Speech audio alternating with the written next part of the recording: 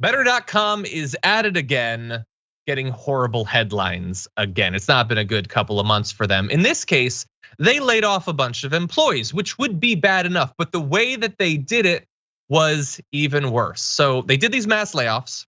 Once it had started, affected workers found out by seeing a severance check in their Workday account, the company's payroll app.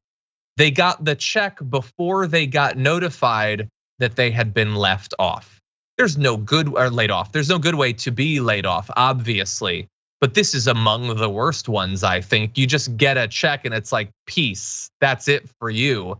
They reportedly planned the layoffs to happen on the 8th, but moved the date to the 9th when news of the initial date leaked. When execs realized their mistake, they deleted the checks then, which is that, again, the only thing worse than doing it via check is then taking the check back after that. Anyway, they added that they're going to call the employees directly and then provide information about the quote, financial, healthcare, and transition support that Better will be providing. A little bit of that support probably now even more merited because of how horribly they've bungled the actual firings there, Jordan. Yes, that mostly will just look like, okay, here's a check and good luck getting Cobra, which is ridiculously expensive.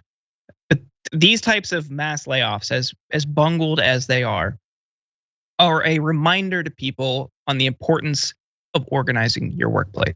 Because when you do that and when you collectively bargain, you can negotiate terms of layoffs like this, that you get months notice, that you get several months salary, a few months salary, that you get healthcare provided at employer's cost on your behalf. This is why that nobody should have to deal with a layoff like this. This is an embarrassing one, but these things happen all the time. Sometimes they're more, fluid, less chaotic, but organizing your workplace and collectively bargaining for things like this is important and protects you as a worker. Yeah, 100%. It's just like that is great general advice for workers. For the corporations, just keep a watch on Better.com and don't do any of the things that they do. I saw an ad for a company that's trying to be a competitor to Better.com, who when you search for them in Google, the thing that pops up is a banner that says, "We didn't fire 900 employees over Zoom." I mean, these are own goals, needless. Our CEO didn't, and if we could jump to this last graphic, refer to their employees as dumb dolphins. That's a thing. It's not the guy who did this most recent firing thing, but who are your leaders? Is this all an elaborate setup to get a Netflix show made about Better.com? You got to do these performative things about dolphins and everything.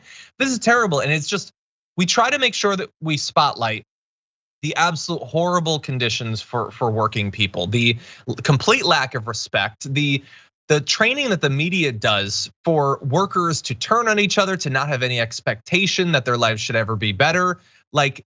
We can make a better country. We can do that together, but we need to identify the people who are allies or not. And some of these companies, my God, are they elevating people that just do not get it.